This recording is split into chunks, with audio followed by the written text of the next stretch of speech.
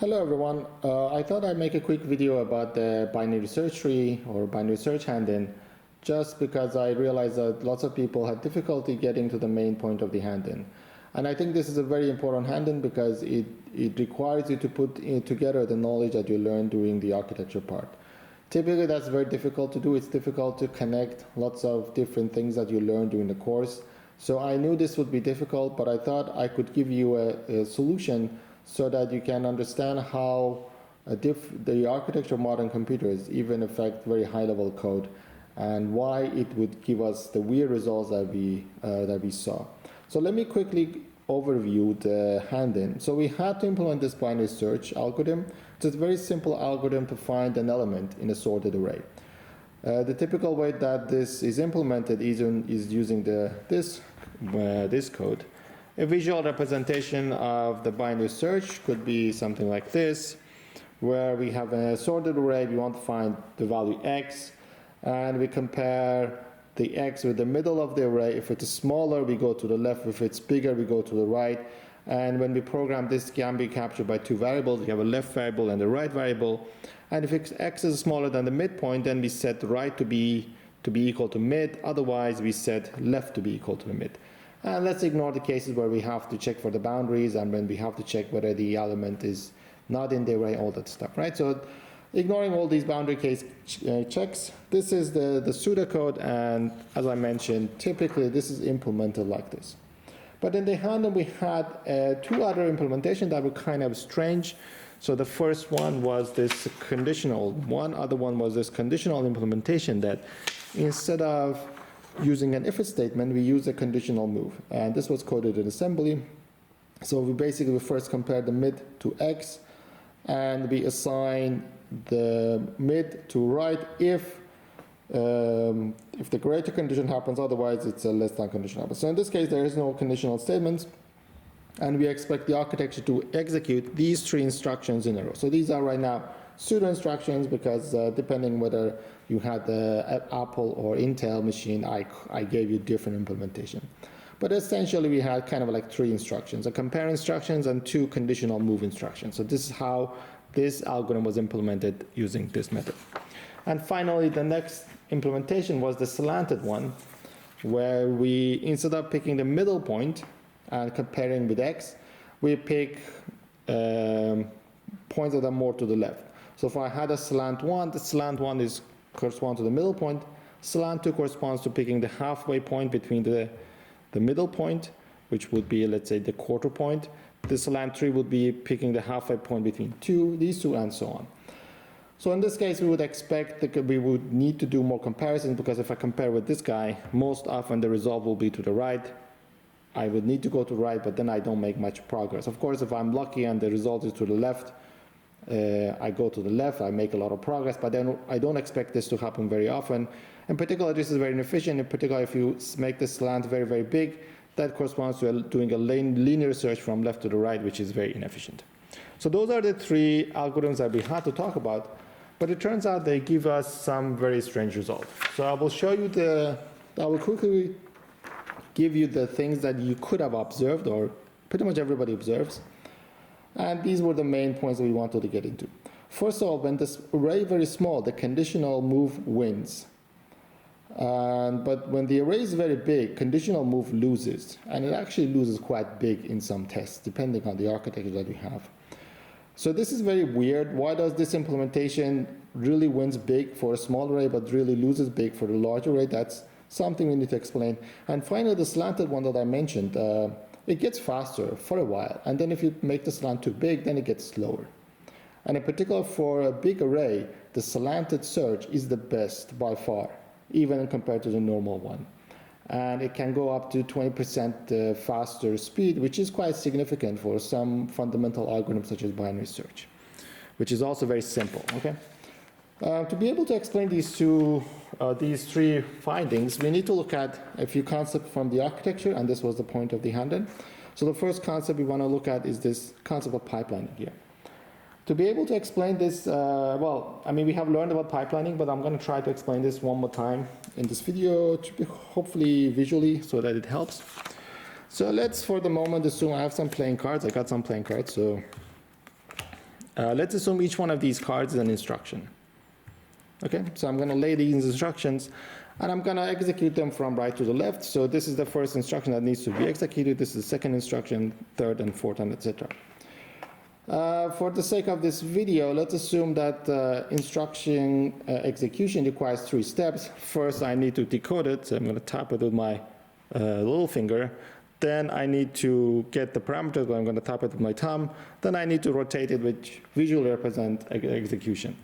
So in particular, if I want to do these steps on these 4 instructions, I need to do decode, fetch parameter, execute.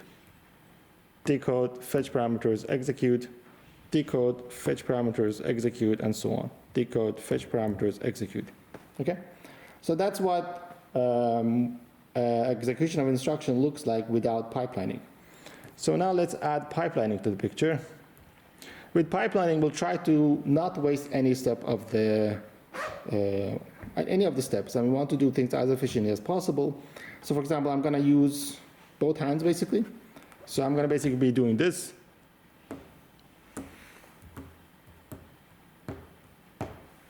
As you can see, at every point in time, so let's go back to this step.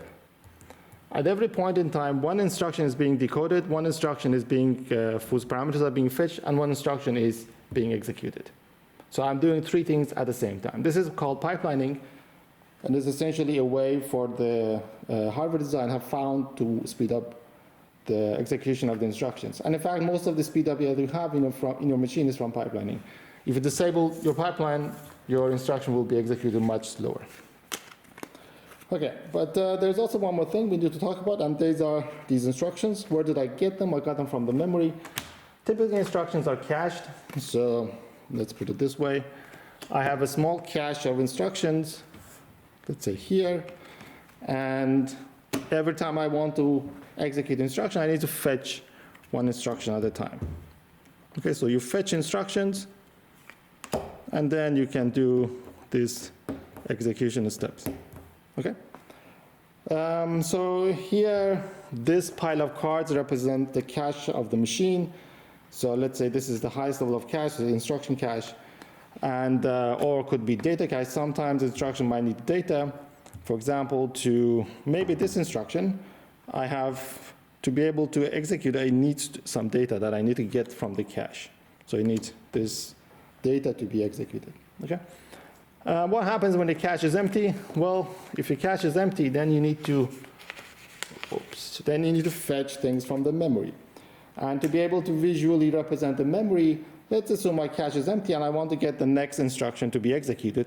Or maybe this instruction requires some data that I need to get from the memory. So to visually represent this, let's look at the memory. So I put the memory over there. So let me just fetch some things from the memory.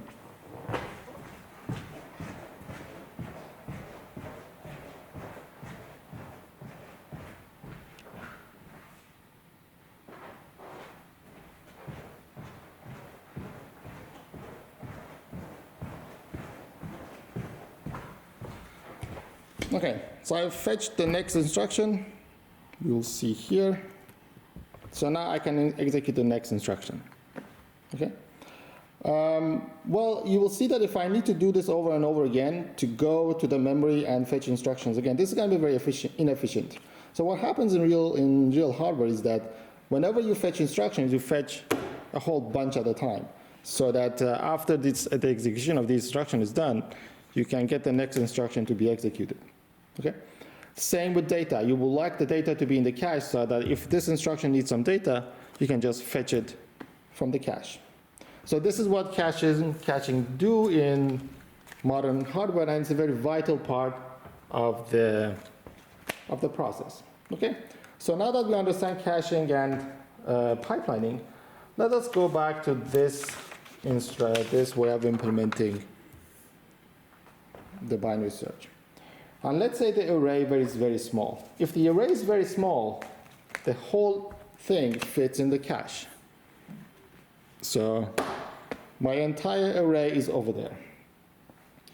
If you look at this way of implementing the algorithm, there is no jumps here. So these are all instructions. So every iteration of this loop, I will need to execute 3 instructions.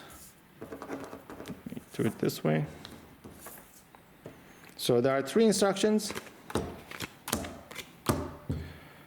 The first instruction requires the data from the memory. Luckily, the data is in the cache, so it's basically right here. So that means that these instructions will be completely pipelined, and they're going to be going very fast. So therefore, when the array is very small, and when the entire array fits in the cache, this way of implementing the binary search will be extremely fast, because I would have complete pipelining when it comes to this array. Okay? So we can explain why this algorithm behaves the fastest when the array is very small. So what happens when the array is big? Why does this algorithm lose big when the array is very big? This is, now that we understand caching, this is easy to explain. Imagine that, again, I have these 3 instructions. Okay, or maybe I have more instructions to be executed. Let me just put them like this. As I mentioned, the first instruction requires me to know the value of the middle of the array. To do that, I need to get that, but I don't have it in my cache because the array is too big. It doesn't fit in the memory. I need to go and fetch it from the memory. That takes a while, and this is what is called a pipeline stall. The 2 next instructions depend on the outcome of the first instruction. I cannot execute the next 2 instructions if I don't know what the value of the a-mid is. So the pipeline gets stuck here. The pipeline cannot go further away.